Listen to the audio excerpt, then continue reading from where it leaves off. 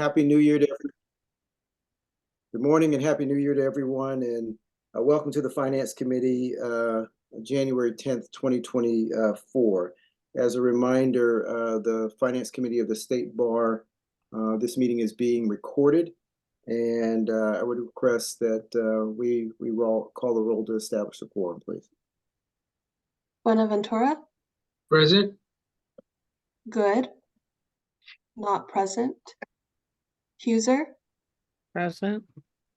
Sowell, Present. Tony, Present. Trejo, not present. We have a quorum. Very good. With the quorum now being established, next on the agenda is the call for public comment. Would like to just to make note to those members of the public, we will try to recognize you in the order in which we see you. That for those of you participating by Zoom, if you would raise the virtual hand function, and you'll be recognized through that process. For those of you that might be participating by phone, you press the *9 key. You'll be recognized through that process. And I know we may have folks that might be participating through remote locations, and so we'll try to do our best to get to those individuals as well. Due to time restrictions, we limit public comment to basically around 3 minutes. And so, Tenny, do we have anybody that I see we have no one that signed up in advance, but do we have anybody that is now showing up for public comment? No, there's no one in the attendee pool who has their hands raised for public comment. All right. I know various members are at different Finance Committee members are at different locations, and just wondering if there may be anybody at your location that might be there for public comment. And that does not appear to be the case as well. So I think we can move forward with the agenda. Next item would be just the chair's report, and I would just say that I don't really have much of a report. This is a big meeting for us because we do need to deliberate quite a bit on our preparation for next year's budget, and that's what you're going to hear an awful lot of presentation on and discussion on in this particular meeting. And Leah and Araceli, one of the things I might ask you to do, just for the benefit maybe of all of us, even though I think we've gone through this, there's been a lot that's happened, you know, over the course of the last several months. And Leah and Araceli, and maybe in the course of the presentation or prior to the presentation, maybe if there is just a little bit of sort of level setting or setting sort of the stage a little bit about, you know, what we're doing right now. The April report that we have to submit to the legislature, this, you know, the sale of the building, those sorts of things like that. I know it's a part of the presentation, but also just to ensure the fact that we're all coming at this from sort of the same page. I think it might be helpful to spend maybe a paragraph or two on that. Okay. Sure. Do you want me to do that, Araceli, or? Yeah, if you would like. Okay. So today's discussion takes place in the context of this really sort of defining moment for the organization, which will take place in April when we need to submit to the legislature a set of reports, one of which is designed to support our request for a licensing fee increase effective January 1, 2025. And per the statutory requirements for the April report, there are really two broad categories for this licensing fee increase. One, what we call the status quo, the level of funding that we need to just maintain operations at the status quo level. And the other component is a growth component. What additional investments in existing programs do we need to make, or new programs do we need to add in order to enable the bar to better effectuate its mission? So two components, status quo and growth. Today, we're asking the committee to consider the preliminary, primarily we're going to be talking today about the general fund budget for 2024. This will directly tie to that April report, particularly around the status quo number, because the budget that you adopt for 2024 will lay the foundation for the 2025 projection. And so we need to understand what we're including in this budget for 2024, particularly those components that are one time that we would then pull out from any future sort of fee request exercise. And to understand all of that in another important contextual sort of frame, which is what have we previously in very recent times said to the legislature about what our funding needs are. So there were 2 passes at that last year, June and August, and you'll see references to those both today and in the planning session next week. We have told the legislature what we thought we needed for both status quo funding and growth. And so when we talk today about our 2024 needs, it's important for the committee to understand, one, that will form the basis for our 2025 fee increase request, particularly the status quo component. And 2, how does what we talk about today and what the committee and board ultimately decide upon for 2024 tie to what we've already told the legislature we needed both in June and August of last year. So hopefully, Arnie, that sets appropriate context for the discussion. And I think Araceli has a quick presentation, and then we could probably get right into it. So before we go to the discussion, one thing I forgot to do is do the minutes of our last meeting, and so would like to dispense with dealing with the minutes of the last meeting. Has everybody had a chance to take a look at the minutes? Any concerns, comments, changes that need to be made to the minutes from our November 16th meeting? I move to adopt. Second.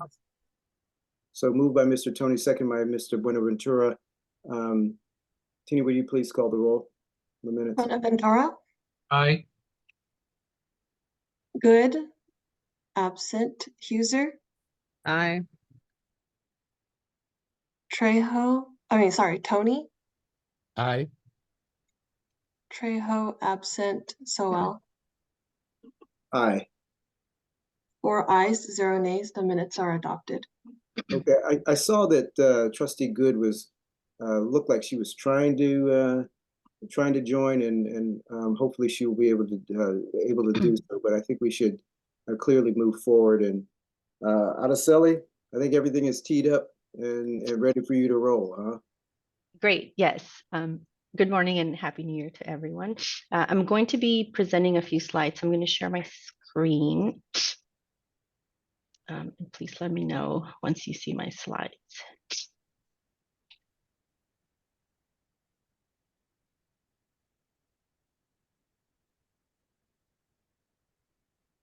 Are my slides visible now? We do see them, Araceli. It does look like the screen is split, though. I don't know if you want them taking up the entire screen. That's in presenter mode. Let me try it again. Okay, what about now? Yes, Araceli. It's good now? Yes.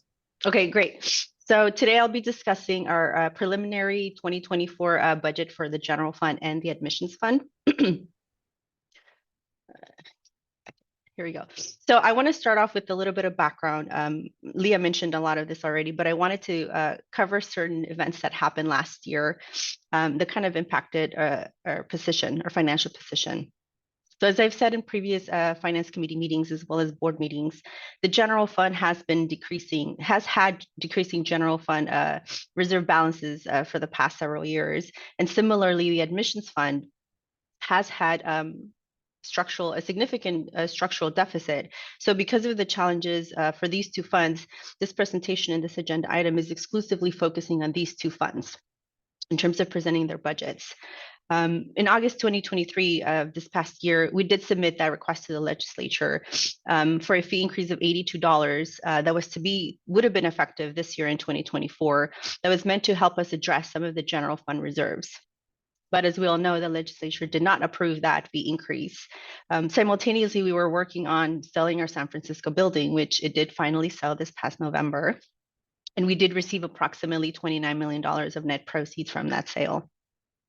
Now, absent the fee increase, the most recent Senate bill, SB 40, which was signed in October, did provide guidance on the use of building proceeds to support our operations.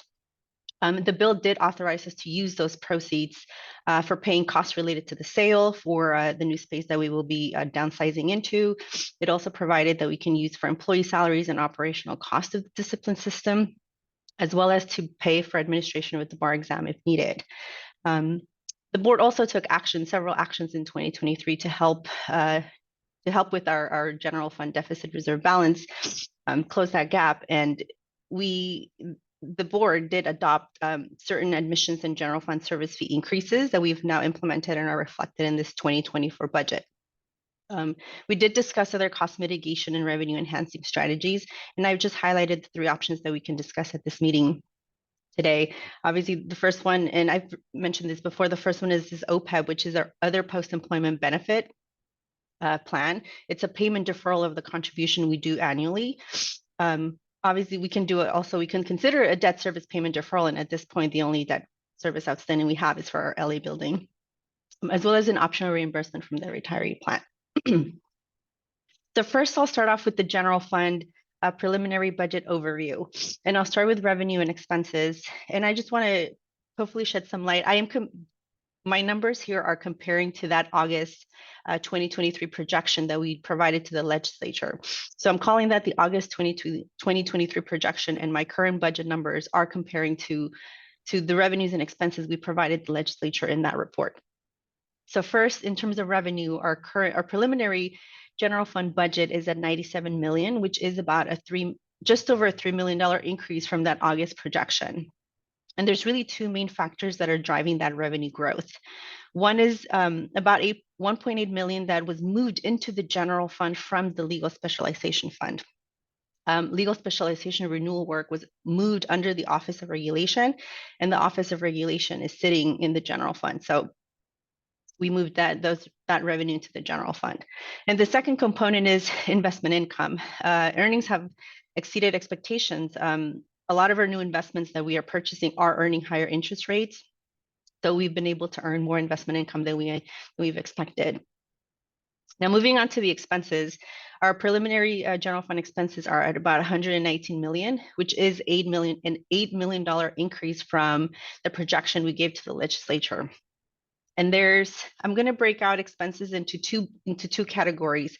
One I'm calling the ongoing cost increases, and the other category will be one-time investments or one-time expenses that we are incurring in 2024. And we don't expect those one-time expenses to be ongoing, and we are not seeking a fee increase to fund those expenses. In terms of first ongoing expenses, these are the 3 components that are driving that increase, a portion of the increase of the $8 million. First is personnel costs. The data that we used to provide that August 23 projection to the legislature was based on data through June 2023. So obviously 6 months went by and we were able to hire new positions. And we also, towards the end of the year, learned that there would be significant increase in rates for healthcare benefits. So between hiring new positions and increase in those healthcare benefits, personnel costs did increase by about $2 million. The second component is lease payments. The projection we gave the legislature assumed that we would continue to own the building in 2024. Obviously, that didn't happen since we sold the building. So now we have lease payments to make for 2024, and the net impact is an additional $3.2 million more than it would have cost us to own the building, and that's only for 2024. And finally, it's IT-related expenses. A lot of the IT-related equipment costs have just increased from what we had anticipated, so that accounts for another $3 million. Now, moving on to these one-time investments that are currently factored into the preliminary general fund budget. And the list is here, along with the associated dollar amounts. So I'll start off first with the elevator upgrade for our Los Angeles office. The elevator has been breaking down on and off in 2023, and it's now time to do a much needed upgrade. So that cost is going to be about $1.5 million. Obviously, half of it is going to be this year. The other half is going to be incurred next year. So the total project cost will be about $3 million. But again, it's not expected to be an ongoing expense. Now, in terms of the digitization project and the San Francisco office restack, that's close to $3 million. That's something we have to do as we downsize and move into less floors. After the first year of lease payments, we are moving into a smaller footprint. So we do need to make these two, we do need to incur these two costs as we downsize our footprint. We also have a phone system upgrade that we need to do for the contact center. That's going to cost close to $500,000. The Agaton litigation, which has been discussed previously at board meetings, this is for outside counsel that we are expecting to, the cost for outside counsel we're expecting to incur, and we hope that it'll settle this year and won't be an ongoing litigation past this year. We're also doing a 5-year update to the California Justice Gap Study and an update on the racial disparity study in the attorney discipline system, which is also known as the FARCUS update study. And those two combined is about also close to $500,000. Similarly, we're redesigning and adding security improvements to our State Bar website, so it'll cost the amount you see there. And in 2024, as I mentioned, we have all of the floors that we had when we owned the building, but starting in 2025, we're going to downsize. And as a result of our downsizing, we're going to have less lease payments. So we have this one-time cost of $1 million that we're not going to be incurring in 2025 and onwards, as our lease payments are going to decrease roughly about $1 million for the next few years. So I'm considering $1 million of lease payments as this one-time expense for 2024, if you will. And I want to highlight, included in our 2024 budget is the assumption of this OPEB contribution payment, that we will not be making it in 2024. We're basically deferring that payment. We will not make it. If the Finance Committee decided that we should make that contribution payment, which is totally voluntary, we would need to add back about $2.8 million into our budget. But I do want to clarify that the current preliminary general fund budget does not include this expense for OPEB contribution. Now, how does all of this impact our April or report that we need to give to the legislature in April and our fee increase for 2025? And Leah talked about that already, but our 2024 budget is the baseline for what we will use to develop our 2024 forecast or our 2025 projection. And that 2025 forecast is what's going to be used to determine how much of a fee increase the State Bar needs. So in order to prepare an appropriate 2024 budget baseline, it was necessary to adjust for all of these one-time expenses that I just covered, right? We don't anticipate those going forward into 2025 and onwards. So what I've done here is I've adjusted our preliminary budget for 2024 to back out all of those one-time expenses that we're not going to be incurring going forward. And this is what I have here as my adjusted 2024 budget column. I am comparing that to the August 2023 projection that we gave the legislature, just to see how close we are to what we had originally provided them in August. On the revenue side, I didn't have to do any adjustments. There's nothing that has come to mind that I would need to adjust revenue for. So that has stayed at the $97 million. The expenses, however, backing out all of the one-time expenses from my prior slide, does decrease our expenses from the $119 million currently in the budget to about just under $150 million. So the deficit, the overall deficit, adjusting for these one-time expenses, is about $17.6 million, which is not too far off really from what we had given the legislature of 17.3. So it's pretty close.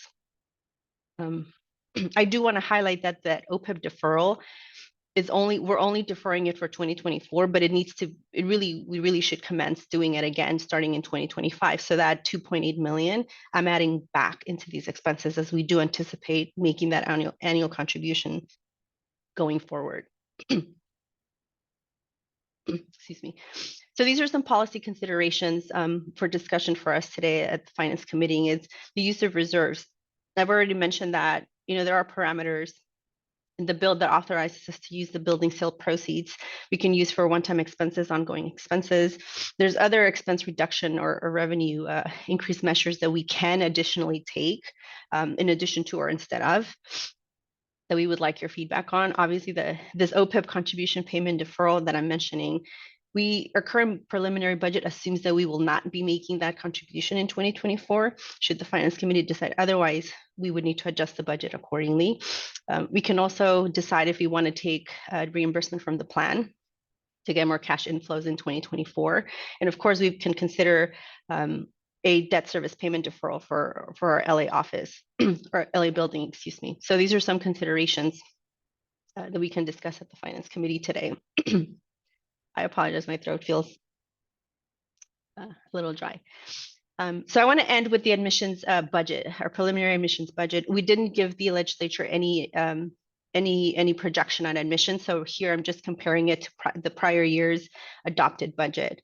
As you can see, revenue has increased significantly, and the revenue in the admissions budget really is just a result of all of the admission service fee increases that were adopted last year by the board. So that has helped revenue significantly. On the expenses, it did slightly increase by just under $2 million. And again, as I mentioned in my general fund slide, personnel costs and indirect costs are the major components for driving the increase in expenses, excuse me.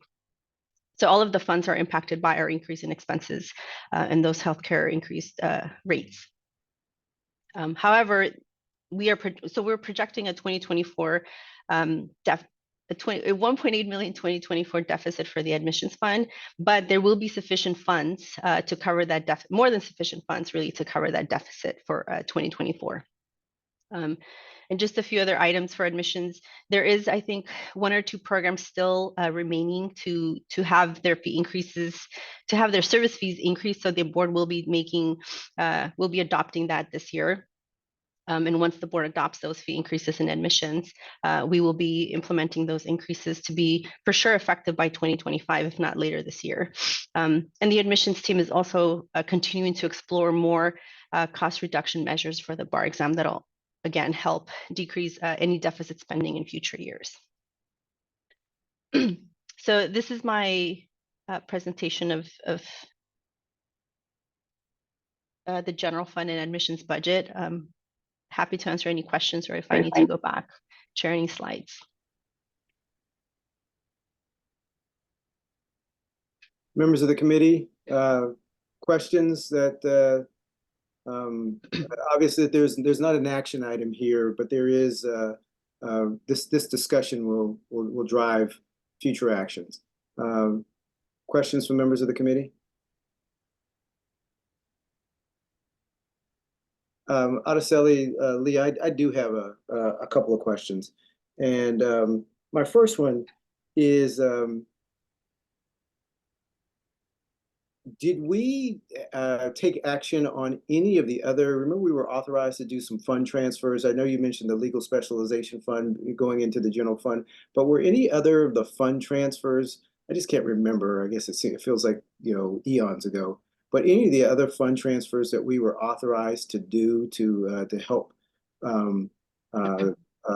reduce the deficit, do we do those at all? No, we did not, Arnie. That was if the building did not sell, we would be able to tap into the client security fund and the other fund to pool some of the reserves into the general fund. But since we did sell the building, we did not do that.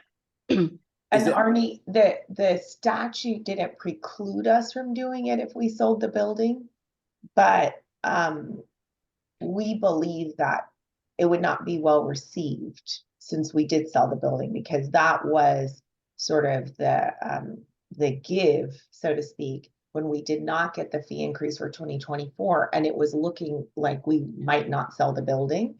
Then we got those provisions put into the bill. So that's certainly still on the table and something we could try to discuss with our legislative stakeholders if the Finance Committee is interested in pursuing that. Okay. It's the Client Security Fund reserves and the Lawyer Assistance Program reserves. Okay. Not suggesting we necessarily go there just yet, but I just wanted to make sure I was remembering correctly where things stood. My second question is everything that we have expensed in terms of either one-time expenses or ongoing expenses, are all of those eligible expenses to be drawn down from the sale of the building proceeds?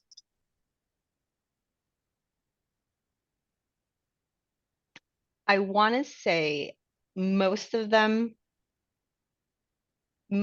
should be, right? The bill did specifically say proceeds for costs relating to the new space, employee salaries, operational costs for the discipline system. I think, Arnie, I would say the LA elevator, likely no. And this is part of, so the bill says we can use the building sale proceeds for employee salaries and then separately discipline system operations.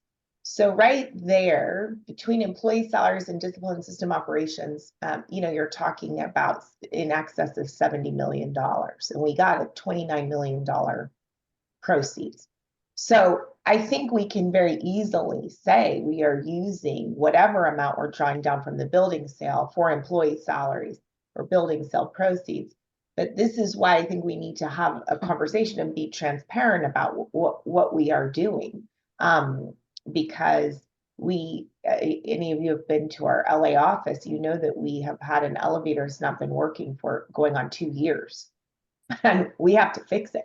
So this is just like kind of a reality that we're confronting. So I think the answer is, it depends on how you characterize how we're using the building sale proceeds. But if we are using them for employee salaries as is authorized, then that's absolutely fine and within the parameters of the bill. Got it. And my third just sort of general question is on the admissions fund. Araceli, you indicated you knew we were going to have sort of sufficient reserves there. And is that because we haven't trued up the admissions fund just yet, and we generally wind up once we true up having a reserve there? Is that why you're fairly confident about that, or is that also because some of that funding could be used? Some of the building sale proceeds could be used on the admissions for the admissions fund. No, when I said that there would be sufficient reserves to cover the preliminary deficit spending for admissions, we're still in the process of closing our 2023 books, but based on their increased revenues and where their expenses landed, their reserve balance is a little bit higher than what we had projected at the mid-year. So I know there will be sufficient reserves to cover that $1.8 million deficit. Okay, thank you. Trustee Huser, I saw your hand first, and then Mr. Tony, please. Yeah, and apologies if I've missed some of this, but so it looks like we're working on a structural deficit of about 29 million for the year. And even if we used all of the sale proceeds from the sale of the building, that's kind of a one-time shot. What have we done to think about reducing costs going forward? And, in addition to what we're thinking about here, which is potentially increasing fees, seems like it's not sustainable to operate, even if some of these are one-time costs, we'd still be operating at a structural cost greater than revenue.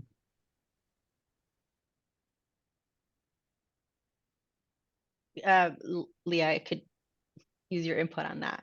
Okay, I mean, I think, and you can correct me, Araceli, that one of our challenges, Mary, is about 70% of our general fund expenditures are for personnel costs.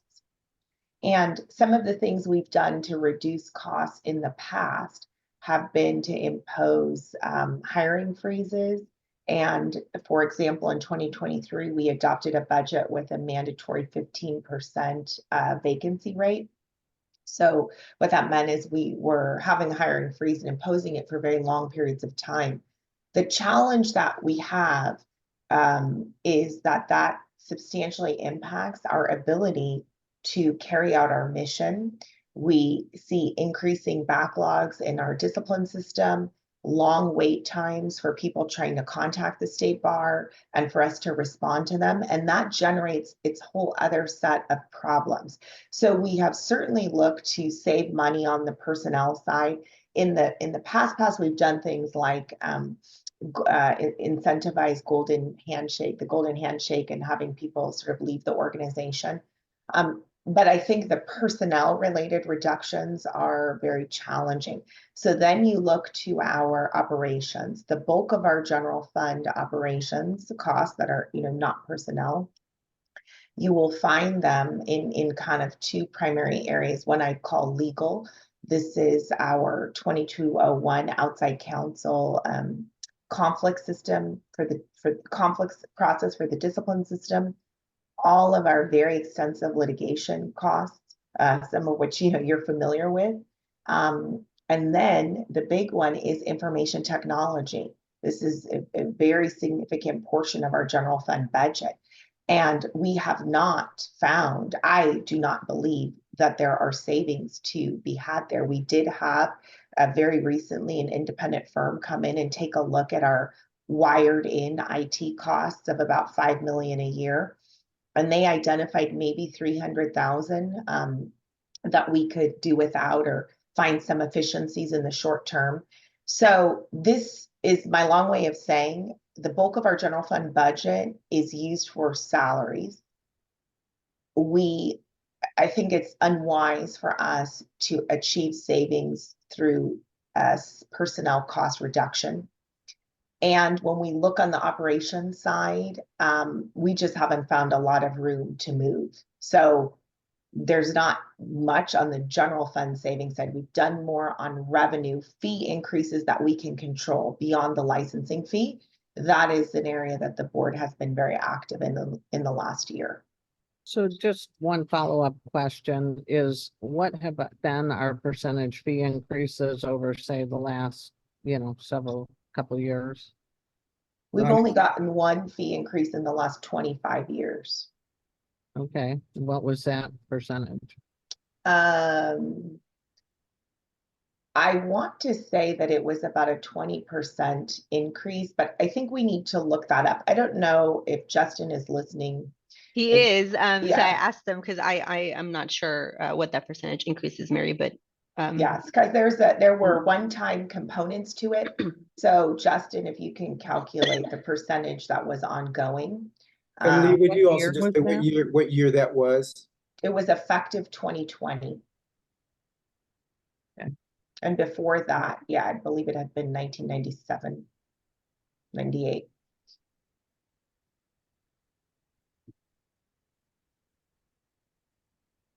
Trustee Hughes, more from you? No, those were my questions. Thank you. Very good. Mr. Tony? Thank you. A number of things to respond to here. One is that I just looked up the inflation rate from 1998 to current. It's about 80%. So that gives something to compare the 20% with. Okay. And we don't have to resolve it today. But well, let me make a global comment. I understand that we're being requested to submit a status quo and a growth budget. The challenge with, okay, status quo sounds like keeping even. That's what the term status quo sounds like. And I am unwilling to accept that label. The label that what they're asking for is not a status quo budget. They're asking for what Trustee Huser appropriately labeled a structural deficit budget. So we can give them a structural deficit budget and let them, and it's important for the legislature to know that what you're calling the status quo budget and what you're asking for is actually a structural deficit budget. We'll present it to you. We're going to call it a structural deficit budget. That's one. Two, I think we should prepare a bare bones budget. The bare bones budget is what they're calling a growth budget. okay? It's sustainable, or we can call it sustainability. However, but the point is that, and then we present a growth budget, a real growth budget. So, because what they're calling the growth budget, I think we're thinking of the budget that just keeps us break even, is actually a break even budget. So we can say a structural deficit budget, a break even budget, and a growth budget. Because I have not seen a growth budget actually presented by the State Bar.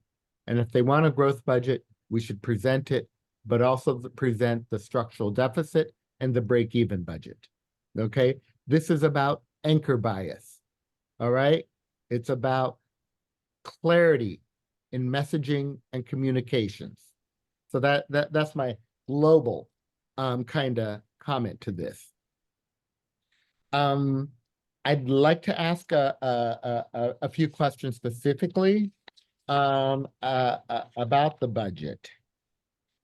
And the first thing is, when we look at the ongoing cost increase, personnel cost 2.1 million due to new position hire and, increase in rates for healthcare benefits. So to me, the State Bar is not hiring. We're not expanding the staff. Okay, what we're doing is we are reducing the staff vacancy rate. We still have a staff vacancy rate. I don't know exactly what it is. I'm glad it's not 15 anymore. So when you say new position hire, it sounds like we're expanding the numbers on our staff. I don't know that we're actually doing that. I think we're reducing the staff vacancy level. There's a difference. I know that means hiring people, but I just want to be thoughtful about how we explain things and reflect them back to policymakers. Okay. Mr. Tony, can I stop you right there Yeah. and maybe have Leah or Araceli respond to that? Because I think that is important, because we have been under the impression from time to time that we've asked for additional positions for the discipline system and those sorts of things like that. And are those new positions, or, as Mr. Tony is saying, those are positions that were already on the books that we're now being allowed to fill? No, these particular positions, and I think there are 5, are new positions. This is not a reduction in the number. And this is two of them I know off the top of my head, and for whatever reason, I can't remember.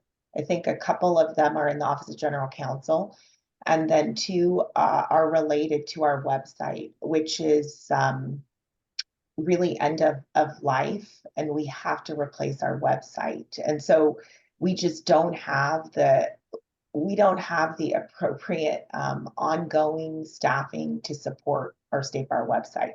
So those are 4 of the positions. I can't quite remember what the other one is. There's an IT one, one in IT for an engineer.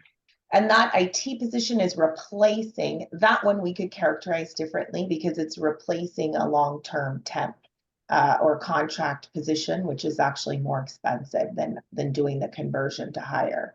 So the IT one, I would say it's not a new position. It's a function we've been supporting and having, and we're just converting from contractor to employee. But the others are new positions, and we can certainly talk about that more. But it's different from the vacancy rate. The vacancy rate in this budget, I believe, is 8%. Correct. I appreciate that. Here's what I'll say. I'll make it easier. What I would like is, right after it says the personnel cost, to put the vacancy rate right there. The vacancy rate remains at 8%, and this is how many positions are vacant.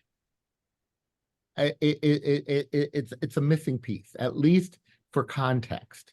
And the reason I'm asking for that is because that number should go into the bare bones budget. Okay, replacing the vacancy rate should go into the bare bones budget. That's my view. And keeping the vacancy rate close to where it is the structural deficit budget. So let me move along. I really appreciate the clarification that the cost of the lease costs will drop by $1 million per year after effective 2025. That's very, very useful. I really want to ask about what's written here where it says that it talks about the $2.1 million increase in personnel costs is offset by excluding the annual voluntary OPEB, I think it's some sort of retirement contribution of approximately 2.8 million. And the thing I'm trying to understand the term voluntary, because if a contribution is voluntary, why would you ever, if an expense is voluntary, why would you ever want to make it? So like, is it really voluntary? Because when I hear the word a voluntary expense, I'm kind of like, well, we're kind of tight. Why don't we just eliminate voluntary expenses? So yes, the OPEB mark contribution is our annual contribution we've historically done to help fund the retiree plan. I said it was voluntary because any entity that's part of the CERP plan, which is managed by CalPERS, can choose to do it or not. Obviously, if you don't do it, your plan becomes less funded. We've historically, as far as I know, done this annual contribution. I called it voluntary because it's not something any entity that's part of the plan has to do. It's just a matter of how much you want to contribute to help the funded status of your plan. And that cost, which we've historically done annually, is it goes into our personnel costs. So that's what I was saying. Right now, the preliminary budget does not include that 2.8 million. We made the assumption that in 2024 we would forego that contribution.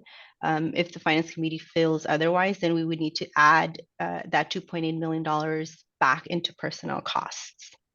Does that? So would your intent be to restore the 2.8 in the 2025 or in 2025 to catch up so that it's 5.6 million in 2025? No, we would restore it in 2025, and that number is really it's updated yearly as part of our actuarial report that we receive from our actuary. It's roughly 2.8 million for 2024. For 2025, I'm anticipating a similar amount, but it would come again from the actuarial report that we get usually in Q4 of each year. So no, it wouldn't be a catch up of 5+ million. It would be whatever amount the actuary determines in their valuation. So it's, not this meeting, but it would be interesting to understand the consequences of not making the contribution. What are the financial liability consequences? What are the political consequences? Because when I see voluntary, that's what I think it means. And my guess is that there are good reasons to make these payments. And I just think it'd be good to have a clear understanding. From my point, I'd like to. And yes, I'm not opposed to it at all, by any stretch. I just would like to have a better understanding of it. I just want to be clear. I'm not opposed to making this kind of contribution. I do believe employee retirement plans should be funded. I just want to have a better understanding. Sure. So if we were to consistently not make this contribution, that would have an impact to the funded status of the plan. Right now, I believe we're 85% funded. So if we were to forgo that contribution for, let's say, several years, surely that funded status would come down. How much? I don't know. That's kind of what that whole valuation is done in the actuarial review that we have And what annually. would the consequence of it being underfunded mean? What does that mean? Yeah, I think we need to look into that because I think because so many local government entities had serious issues with the funded status of their plans, that there are now statutory requirements, but I don't know. So we will look into that. I know that our plan is considered to be very well funded. And so it may be, Mark, that is a decision to make about, looking ahead at our projected future year budgets. Do we contemplate going, 5 years without making the contribution? So I think this is something we can look into more. Okay. I think it's part of the issue about what do we do with the structural deficit? I was just thinking about the question that Trustee Huser asked at the beginning, and that's why I'm just, thinking a little bit more about this. So, what's really good to see in this is the admissions fund budget being really closing the gap on the deficit in that. And I think we did the right thing as a board, as painful that it was, to adopt major increases. But I do think that was necessitated by the state bar failing to review and adjust the fees for the past 6 to 10 years, which we can't blame on the legislature. I'm pleased to see that we're now adopting inflation adders adjustments on an annual basis, and that we're committed to reviewing this at least every 3 years now. I think that's the right thing to do and will help us keep on top of that. Those are my only comments. Thank you. Just want to make sure that no other board members have, finance committee members have additional questions or comments. I do have a couple follow-ups. If I were to build off of what Mr. Tony just said in terms of sort of breaking the budget down into sort of 3 segments, in terms of what we might report to the legislature: a structural deficit, a break-even budget, and a growth budget. And if you were to try to attach numbers to them, based on what you presented right now, Araceli, would the structural deficit, and trying to characterize this the way Mr. Tony did and attach a number to it, would that be on page 3 of the agenda item? Would that be the 114.6 million? Would that be sort of that structural deficit type budget, the way Mr. Tony defined it? Sorry, Arnie, can you repeat? Can you clarify that for me? I think the structural deficit is the 18 million. I don't know where that slide is or the number. It's if you back out the one-time expenses and bring back in the OPEB contribution, that is the structural deficit in the general fund, which is what is it? 17.6 million. 17.6 million. That's the structural deficit. All right. So if I'm with you. So if you look on page 3 of the agenda item, right, at the very bottom, that table 2, that would mean that we would be building a budget with expenses of $114.6 million. Is that correct? I just want to make sure that if I'm following this correctly. Yeah, correct. Okay. And that would mean that we would be basing a fee increase off of that for 2025. We would build a fee increase off of that. Well, we have to make some adjustments, right? Because in 2025, you're already going to see your personnel costs go up because we have the negotiated COLA. We have the step increases. So we know that. And then this is another, so yes, so we've got that issue. I think, Can I stop you just for a second, Leah? And I'm trying to do this in the frame that Mr. Tony sort of set it up, just for me to try to sort of think about this, and maybe the committee members to try to think about this. So if you did the structural deficit, all right, that would be the $114.6 million. The break even would be what you started to go to, and this may not be right, so please correct me. But the break even would be what you started to talk about, Leah, which is, the additional personnel, the built-in personnel cost, adders, those sorts of things like that. Would that be then what would be the how we would characterize what the break even would be, or that some of that would be built into the structural for 2025? well, I'm struggling with submitting to the legislature a structural deficit budget. Here's why. We don't have reserves to cover that structural deficit. So I'm not sure how that's different than break even. Like, we have to break even, we will need 17.6 million as adjusted for known increases that we will experience in 2025. That's like so whether you call that structural deficit or you call, I don't know, but it's 17.6 plus adjustments. I think one of our challenges, and we will discuss this more in the planning session, is let's say we got 17.6 plus what we need for COLAs and step increases in 2025. We're already behind come 2026 because staff get another COLA or another increase. So this concept of the break even is a really illusory and false concept. It's break even for 1 year because we've had one fee increase in 25 years.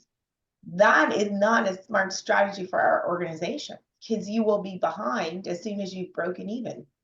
So I break even would be 17.6 plus the COLA and MOU for staff in 2025. That would be your break even for the fee increase request for 2025. All right. So part of my, and I'm with you, and part of my sort of line of questioning in here and this back and forth in terms of discussion for me is I think where Mr. Tony was trying to go, and what I'm trying to refine maybe here a little bit, is how we message this, how we're messaging what it is that we're going to be presenting. And so if the structural deficit isn't the right terminology, and we do break even and growth, or how we discuss this and how we message this as we move forward in terms of the conversations with the legislature and the legislative staff. And I'll stop there because I want to think about this a little bit more. But Ms. Trustee Huser, I see your hand. Yeah, I mean, the only thing I would say is we've either got to spend less or make more. And you can't keep going forward with our expenses are 119 million plus 7 million one time, and our income is 97, and say, well, a fee increase of, one time is either going to breach that gap or is going to breach it a little bit more so it can maintain us for 3 years or whatever. But we're not laying that out for people to understand. So if we think we're not going to have another fee increase for 25 years, that tells you a very different thing than if we think we'll have a fee increase every year. But I think it's also critical that we address the point of why we can't reduce expenses. And that may very well be that we can't reduce expenses. But if I were being asked to approve this, I would say, well, I want to know, I want to know more about why you can't reduce expenses going forward, because what you can't do is spend more than you make. And how are you going to do that over time? So what I will say is that our planning session discussion, the first topic in the planning session is the April report and the fee increase request. And there we will have an extended discussion about all of these issues related to the fee increase. Just for your own confidence level, Mary, we are audited every other year by the state auditor. And the state auditor last year came in, looked at all of our financials in the general fund and recommended a fee increase, did not recommend that we cut costs.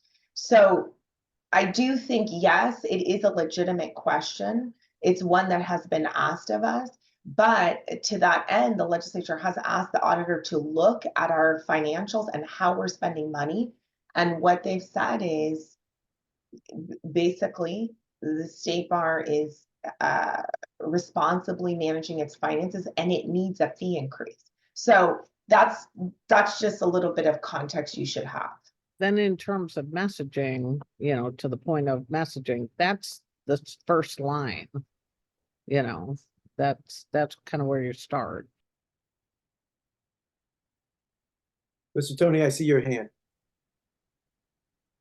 Yes, I think this is a very useful, productive conversation. I really appreciate it. So a couple of thoughts I have. One is that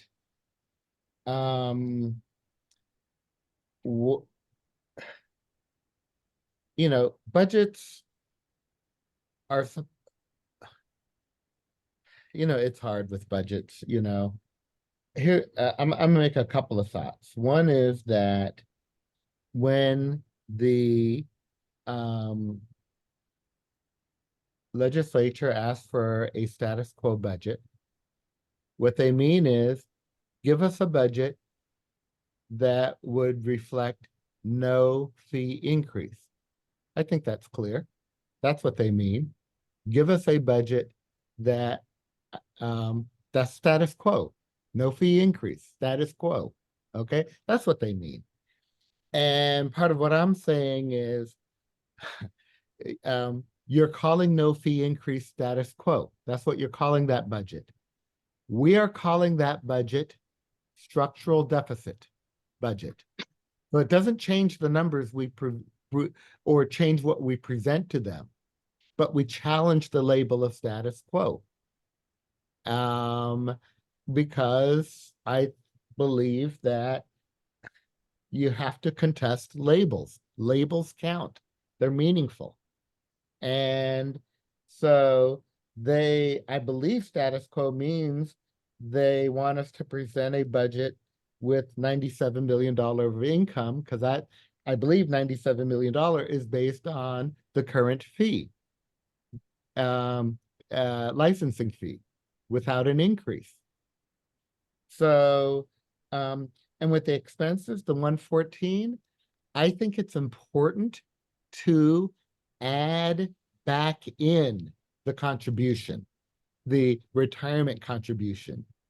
And because you know, what we sometimes do is we hide expenses. When you defer for a year, that unless you plan never to do it again, okay, and a one-time deferral, then we are in fact artificially reducing the ongoing expenses column. I think that's a mistake. So that's what I would recommend we add it back in. So what does that mean? It probably looks like 117, right? 117.2. Okay, or something like that, depending on the math of the 2.8. And yes, it then increases the deficit to close to 20 million. But I think it's important to reflect. This is what you call status quo, and this is why we call it a structural deficit. And then you can then have a budget and you can decide. I'm just suggesting, and to Leah's point, which is absolutely valid, one year, there's two ways to address it. One is to say that we would like an annual adjustment in the fee. The same way that I had suggested we have annual adjustments in the fees that we charge for admissions and some of the general fund fees, and maybe inflation is not the right thing to ask for. Maybe it is the equivalent of the average of the staff increases that are in the contract. Okay, that are because those often exceed inflation. with inflation, we might be falling behind. And so I think that, you know, and that then gives us a sustainability plan. So, you know, we're not going to decide all this today. I know that, but I just, I think this is fruitful discussion. I think there are solutions to what we're looking to figure out. Thank you. Just as a really quick clarification point, Mark, that the 114, almost 115 million does include, I did add back that 2.8 million. So it does include it. Thank you for the clarification and thank you for doing that. And Arnie, I don't know if you want to do a time check. I was just getting ready to say, Leah, I think we were scheduled from 9:30 to 10:30, right? Yeah, and well, let me just ask this. I know we just have the investment policy that we need to do as well. I think we may have lost Trustee Huser. Yeah, folks still, Mark and Ray still have a few more minutes. Maybe we can get through the investment policy, but I want to make sure that Leah, you and Araceli have gotten maybe what it is you think you need from this discussion on the general fund and the admissions fund portions of the budget. I think so. I mean, my takeaway is we need to get more information about the impact of the OPEB deferral.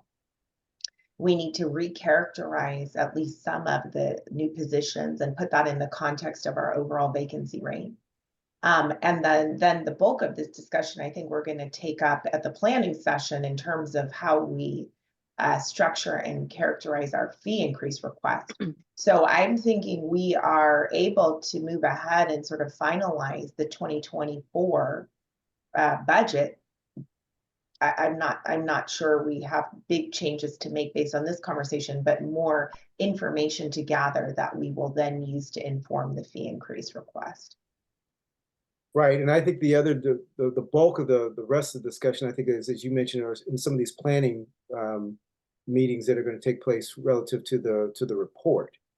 I'll just make this one last comment, and I just don't, and I've said this in a couple other settings, I just don't want us to lose sight of the informational hearing that we had, or the oversight hearing that we had, where the legislative analyst office was there, and there was this discussion about our budget being folded into the state budget. And I'm not exactly sure, you know, where that might surface, if it might surface, but I just, as we continue to sort of think through all of this, just noting that there may be that looming back out there somewhere. Unless I hear something that would somehow amend what Leah just sort of said relative to where I think we are, I'm in agreement with that. I think, and I see Mr. Tony shaking his head. So, Araceli, can we buzz through the investment policy, you think, relatively quickly? Yes. Louisa? Chair Sowell, I do want to mention that Trustee Huser did hop off and we no longer have a quorum. We are trying to get her back on in order to vote on this next item. Well, let me just ask, if we don't do this now, is there an issue if we can't dispense with this at this particular point in time? My understanding is this isn't something that's relative to statute or any of that sort of stuff. Is it? Am I right? Correct. This is just part of the board, one of the items in the board manual that to have an annual review of the investment policy. It doesn't have to happen today. Okay. Why don't we pass on it then, as opposed to trying to get Mary back and whatnot. Okay. All right. Thanks everyone. I think we're gonna.